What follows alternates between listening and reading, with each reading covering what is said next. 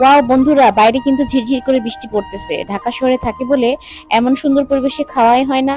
তাই আজকে ভাবতেছি এই ঝিরঝিরি বৃষ্টিতে বসেই আজকে দুপুরের খাবারটা খেয়ে নেবো ইনশাল্লাহ। বন্ধুরা দেখতে পারতেছেন গ্রামের বাসায় এই যে বারান্দা, বারান্দা না এটাকে সিঁড়ি বলে, তো এই সিঁড়িতে বসে আমি খাচ্ছি। তো আমার এখানে আছে হচ্ছে আলু ভাজি।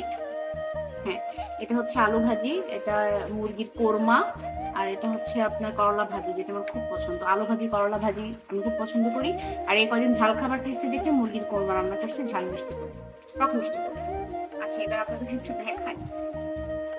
আমার মতো লেগ পিস খেতে কে কে পছন্দ করেন সেটা আমি জানি না।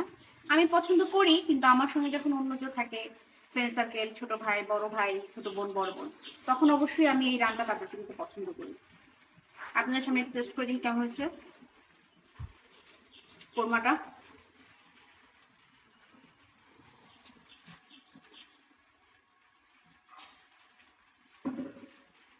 হুম, আলহামদুলিল্লাহ, খুব মজা। যা যা মশলা দেওয়ার দরকার ছিল তার চেয়েও আরো বেশি কিছু আমরা এখানে ইনক্লুড করছি, যাতে খেতে অনেক সুস্বাদু হয়।